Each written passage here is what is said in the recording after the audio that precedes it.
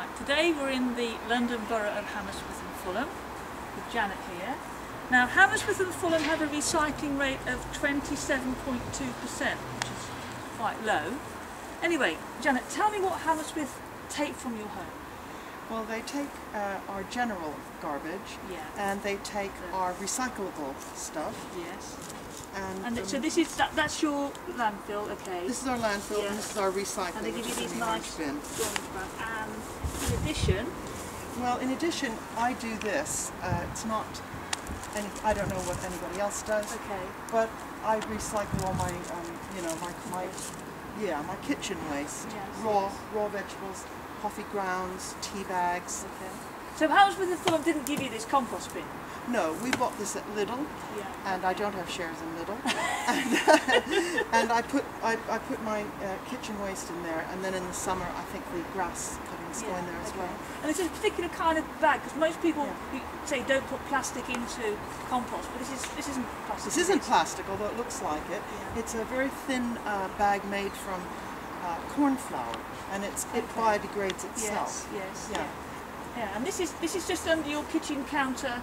Like what your bin would be. It's actually attached, the base is screwed in, and then this with the top sits on it, and then you just lift off the lid, and just put the stuff in. It works like a toilet seat actually. It's kind of like a toilet seat. Okay. So should we put it in now? Yeah.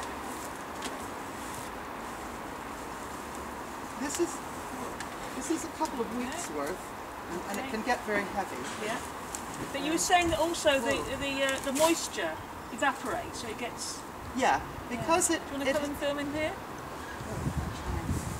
Very charming. She eats things too. She's a little bit of a recycler.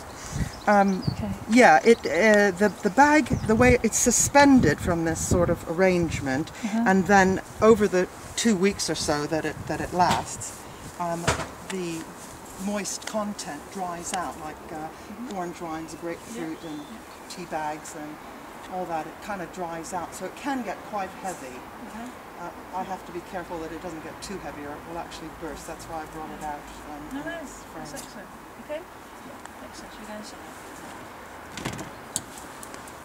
Now, Janet, I happen to know that you weren't born in London. No. Where were you born? I was born in New York, but we moved to California. Okay. And what happens about recycling in California? A few years ago, the system was in the town where my mother lived. They had 3 different colours of plastic, strong plastic kind of bins that would stack up on each other, and one would be for plastics, one for metal, and one for paper, and then they would all be put out on one day, one collection day, and then the local authority would deal with it. I don't think they had anything to do with food waste, which my mother would put in a plastic bag, put it in the freezer until she then got rid of it somehow. Oh, okay, fair enough. Now, I can tell, Janet, you are a bit of an expert on what you can and can't recycle in Hammersmith and Fulham, but I think you're probably exceptional in that most of us don't really know. So, Mike, which category would you put yourself in?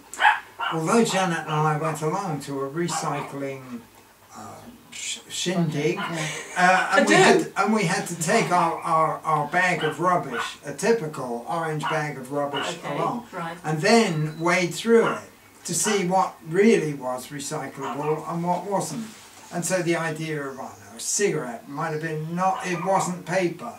So we did go through that indoctrination.